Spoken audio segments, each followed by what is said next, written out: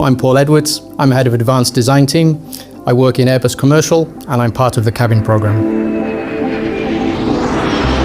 Cabin design is really special, you're right, and there's a real pull for me for lots of different reasons. It's a really unique industry. I mean, you think of the aircraft industry, it affects people on so many levels. On a personal level, because we all fly. On an industry level, because it's affecting industries. On a social level, it has an effect as well. So there's that real holistic pull that really interests me. Good design for me, in my personal definition, it's quite simple. It's all about balance. It's all about getting the balance right between, and for us at Airbus, it's about desirability, feasibility, viability, some might call it. But as I said, for us at Airbus, it's about getting that sweet spot of balance, getting the design right for our customers, for their passengers, and also for Airbus. There are a lot of constraints in the cabin for sure, and they're there for a good reason. Safety is king. Safety is the number one priority on board an aircraft. I mean, you have to get the balance right, because if you get two of them right and one of them fails, the whole thing will fall down. So we do have to work very carefully and very closely with those safety requirements, whether it's in terms of layouts or the types of materials that we use. But again, that's part of the challenge. That's part of the task that makes it interesting designing within cabins, is there is scope for real creativity, because the business models of our customers are so varied. The world is changing so quickly. Society and technology is changing. So there's a lot of opportunity for change, but then we need to do it within those very strict constraints.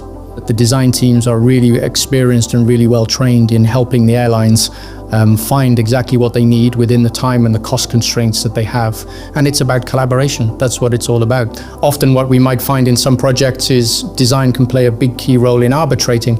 The inspiration comes from everywhere, but what I would stress here is that it's not internal. We're not inward looking at all. I think the area where we don't get inspiration from is the aircraft industry. So actually what the designers do is they look outside, they look across industry. So if we're designing a piece of furniture, we're looking at what is the best furniture in the world at the moment, who's designing the best furniture.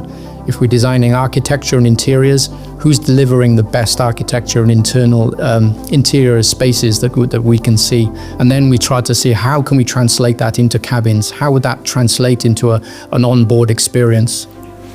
I think what we're seeing in terms of trends and cabin, I think we're certainly seeing a lot of topics around sustainability, new concepts to make the cabin more accessible, but then also things like AI and augmented reality in terms of helping in the design process, helping the designers to visualize what it is we're proposing, and the design team, should I say, and to show those to the stakeholders so they can really understand what they're getting.